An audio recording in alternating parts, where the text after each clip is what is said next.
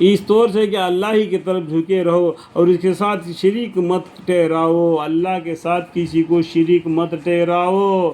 اللہ تعالیٰ ان اللہ علی کل شیء قدیر ہے، اور جو شخص اللہ کے ساتھ شریک کرتا ہے تو گویا وہ آسمان سے گر پڑا، پھر پرندے نے اس کو بوٹیا نوچ لی، یا اس کو ہوا نے کسی دور دراز جگہ میں لے جا پٹکا، یہ بات بھی ہو چکی۔ اور جو شخص دین خداوندی کے ان مذکورہ یادگاروں کا پورا لحاظہ رکھے گا تو ان کا یہ لحاظہ رکھنا خدا تعالیٰ سے دل کے ساتھ ڈرنے سے ہوتا ہے۔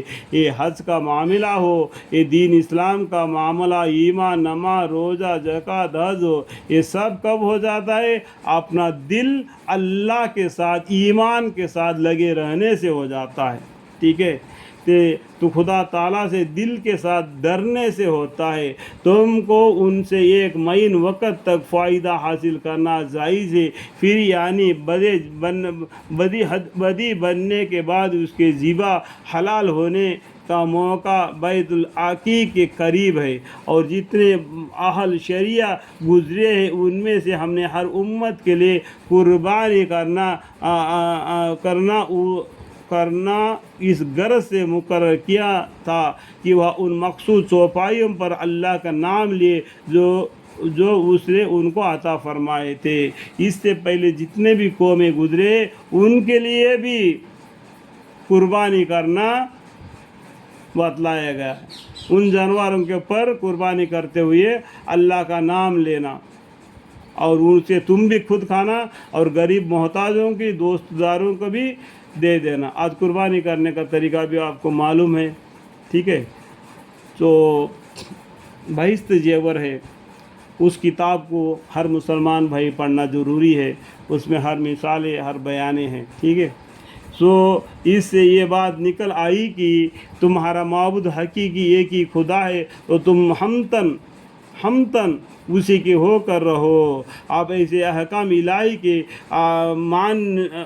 سامنے گردن جھکا دینے والوں کو جنت وغیرہ کا خوشخبری سنا دیجیے۔ الحمدللہ، جو ایسے ہے کہ جب ان کے سامنے اللہ کا ذکر کیا جاتا ہے تو ان کے دل ڈر جاتے ہیں، اور جو ان مصیبتوں پر کہ ان پر پڑی ہے صبر کرتے ہیں، اور جو نماز کی پابندی رکھتے ہیں، اور جو کچھ ہم نے ان کو دیا ہے، ہم نے مطلب اللہ تعالیٰ نے، ٹھیک ہے، ان کو دیا ہے، اس میں سے بقدر حکم اور توفیق کے خرچہ کرتے ہیں، اور قربانی کے اونٹ اور گائے اور اس طرح بکری اور بھیڑ اور بکری کو بھی ہم نے اللہ کے دین کی یادگار بنایا ہے، یہ دین کے یادگار بنا دیا ہے، یعنی ان کو قربانی کر کے آپ کو اللہ کے خوشی حاصل کر دینا۔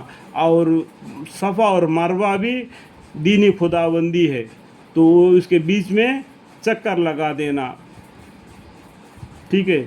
ان جانوروں میں تمہارے اور بھی فائدے ہیں، تو تم ان پر کھڑے کر کے ذبح کرنے کے وقت اللہ کا نام لیا کرو، بس جب وہ کسی کروٹ کے بل گر پڑے اور ٹھنڈی ہو جائے تو تم خود بھی کھاؤ اور بے سوال اور سوالی محتاج کو بھی کھانے کو دو۔ اور ہم نے ان جانوروں کو اس طرح تمہارے زیر حکم کر دیا تاکہ تم اس تسخیرہ پر اللہ تعالیٰ کا شکر کرو۔ الحمدللہ رب العالمین۔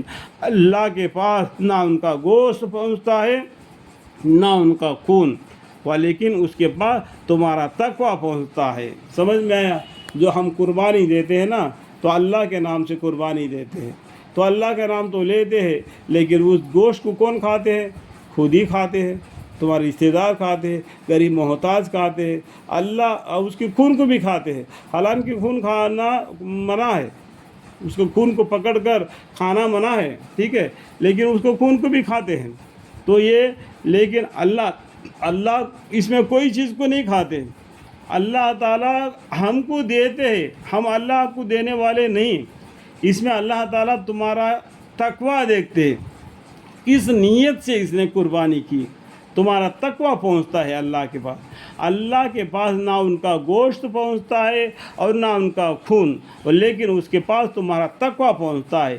اس طرح اللہ تعالیٰ نے ان جانوروں کو تمہارے زیر حکم کر دیا تاکہ تم اللہ کی راہ میں ان کو قربانی کر کے اس بات پر اللہ کی بڑائی بیان کرو کہ اس نے تم کو توفیق دی۔ الحمدللہ۔ اے محمد صلی اللہ علیہ وسلم، یا دیکھو یا نام سے آ گیا، دیکھو پیجی نمبر بھی دیکھو یہاں پر نام سے آ گیا، ٹھیک ہے۔ اے محمد صلی اللہ علیہ وسلم، اخلاص والوں کو، یعنی اخلاص مطلب کیا ہے؟ بالکل نیت اللہ کے طرف ہونا۔ سورہ اخلاص ہے نا، ادعوا اللہ ہوت، اس کو پڑھ لو، معلوم پڑ جائے گا، ٹھیک ہے۔ ان کو خوشخبری سنا دیجئے، بلا شک اللہ تعالیٰ ان مشرکین کو غلبہ اور اعزاء رسانی کی قدرت کو ایمان والوں سے عنقریب ہٹا دے گا۔ بے شک اللہ تعالیٰ کسی دغا باز کفر کرنے والوں کو نہیں چاہتا۔ اب لڑنے کی ان لوگوں کو اجازت دی گئی جس سے کافروں کی طرف سے لڑائی کی جاتی ہے، اس وجہ سے کہ ان پر بہت ظلم کیا گیا ہے، اور بلا شک اللہ تعالیٰ ان کے غالب کر دینے پر پوری قدرت رکھتا ہے۔ آگے ان کے مظلومیت کا بیان ہے جو اپنے گھروں سے بے وجہ نکالے گئے، کس لیے؟